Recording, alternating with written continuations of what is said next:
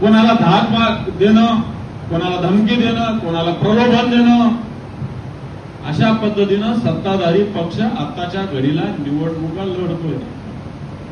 त्यांना निवडणुकाच नकोय, इलेक्शन नको, सिलेक्शन पाहिजे, आपण जो म्हणेल तो निवडून आला पाहिजे, अशा प्रकारची भूमिका सत्ताधारी पक्षाची आहे.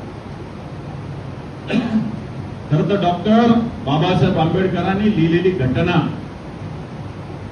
या घटनेनं आपल्याला मतदानाचा अधिकार दिलेला आहे. पण भारतीय जनता पार्टीला वाटतं की मतदानच करू नये. राज्यसभेचं उदाहरण घ्या, कालचं मध्य प्रदेशचं, की मतदानच करू नये अशा प्रकारचं भारतीय जनता पार्टीचं षडयंत्र आहे. परंतु मी सगळ्या या निवडणुकीत उभे असलेल्या या जिल्ह्यातल्या, दोन्ही जिल्ह्यातल्या सगळ्या पक्षाच्या उमेदवारांना सांगेन की डॉक्टर विवेक नावंदर उभे आहेत म्हणून आपल्याला मतदानाचा अधिकार मिळाला, नाही तर आपल्याला कोणी विचारायला सुद्धा आलं नसतं. बाकीच्या पक्षाच्या लोकांना मी सांगतो, आणि डॉक्टर बाबासाहेब आंबेडकरांनी लिहिलेलं संविधान हे वाचवणं सुद्धा ही आपली जबाबदारी आहे. लोकशाहीमध्ये निवडणुका होत असतात, जिंकणं हारणं हा लोकशाहीचा भाग आहे. परंतु निवडणुकाच लढल्या नाही पाहिजे अशा पद्धतीनं प्रयत्न होत असेल तर त्याला विरोध केला पाहिजे. म्हणून या ठिकाणी राहुल पाटलासारख्या, बाबाजानीसारख्या कुशल नेतृत्वाखाली आपण ही निवडणूक लढवतोय. या निवडणुकीचे प्रमुख राहुल पाटील आहेत, लक्षात ठेवा. कोणी तुम्हाला बोलवतील, कोणी तुम्हाला सूचना देतील, बिलकुल या विषयात लक्ष द्यायचं नाही. अतिशय सुस्पष्टपणे शिवसेनेचा नेता म्हणून या मराठवाड्याची जबाबदारी माझ्याकडे उद्धवजी ठाकरे साहेबांनी दिली. म्हणून मी सगळ्या शिवसेनेच्या, विशेषतः सगळ्या सदस्यांना सांगतो की राहुल पाटलांना या इलेक्शनचं प्रमुख माननीय उद्धवजी ठाकरे साहेबांनी केलेलं आहे. कारण असे गैरसमज काही जण करून देऊ शकतात, आणि म्हणून या गैरसमजाला कोणत्याही सदस्याने, मी शिवसेनेच्या सदस्याला सांगतो, बळी पडण्याची आवश्यकता नाही. कोणी कितीही माणूस असला तरी संघटनेपेक्षा कोणी मोठं नाही, हे सगळ्यांनी समजून घेतलं पाहिजे. ही तुम्हाला सांगतो.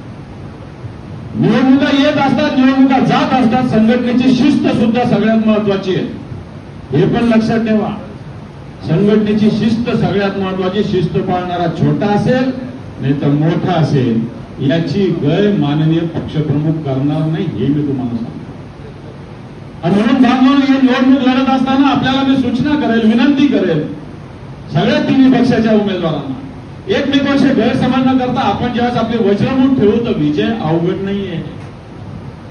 आपल्याकडे 130 ते 260 कधी होतील आपल्याला कळणार नाहीये. आज जे लोक उभे त्याच पक्षाच्या लोकांना सुद्धा कोणी विचारत नाहीये. असं वाटतं की आपण निवडूनच आलेलो आहे, आता प्रचार तरी कशाला करायचा, अशा प्रकारच्या मानसिकतेमध्ये समोरचे लोक फिरतात. पण डॉक्टर विवेक नावंदरांसारखा एक अभ्यासू कार्यकर्ता, संघटनेत काम करणारा कार्यकर्ता आपल्याला उमेदवार दिलेला आहे.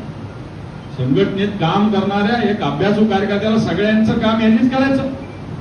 खासदारांचं काम करायचं, आमदारांचं काम करायचं, आणि हे काम करणाऱ्या कार्यकर्त्याला संधी मिळाली पाहिजे का नाही मिळाली पाहिजे. म्हणून या भावनेनं माननीय उद्धवजी ठाकरे साहेबांनी उमेदवारी डॉक्टर विवेक नावंदर यांना दिलेली, हे मी तुम्हाला सांगतो. आता आपल्या दोन्ही पक्षाचे जिल्हाध्यक्ष, जिल्हा प्रमुख आपल्याला सूचना देतात, त्या पद्धतीनं सुद्धा खबरदारी घ्यायची आहे.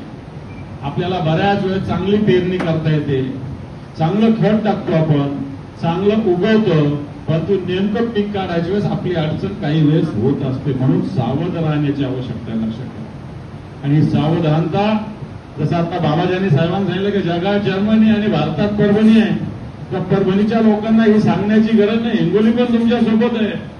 परंतु महाराष्ट्रात ही जिंकण्याची शक्यता महाविकास आघाडी आहे. त्यातली पहिल्या नंबरची जागा परभणी आणि हिंगोली, लक्षात ठेवा. आणि मग शिवसेना असेल, काँग्रेस असेल, राष्ट्रवादी काँग्रेस असेल, शरद पवार साहेबांची याच्या सदस्याला आवाहन करेल, आपला थोडासा मान पान बाकीच्या सगळ्या गोष्टी थोडं बाजूला ठेवा. कारण एका निवडणुकीचा हा विजय आपल्याला प्रेरणा देऊ शकतो, आपल्याला ऊर्जा देऊ शकतो, आपल्याला ताकद देऊ शकतो, लक्षात ठेवा. कारण जर अशाच पद्धतीनं जर सत्ताधारी पक्ष वागत गेले तर येणाऱ्या काळात मला असं वाटतं लोकशाही राहील का नाही राहील या देशात, हा प्रश्न सगळीकडे निर्माण झालेला आहे. आणि म्हणून बांधवांनो, मी जास्त बोलणार नाही.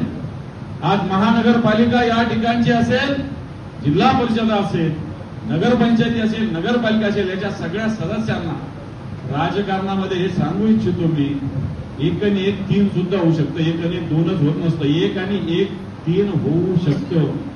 आणि म्हणून आपण एक जण या उमेदवाराच्या सोबत, ही महाविकास आघाडीच्या दृष्टीनं प्रतिष्ठेची निवडणूक आहे, लक्षात ठेवा. आणि म्हणून महाविकास कोणत्या उमेदवाराच्या विरोधात बोलणार नाही. समोरचा कोण आहे मला माहिती नाही, अन्य कोण उभा आहे मला त्याच्याशी घेणं देणं नाही. परंतु निश्चित काँग्रेसचे सुद्धा काही उमेदवार उभे आहेत, त्यांना काँग्रेसचे नेते पूर्णपणे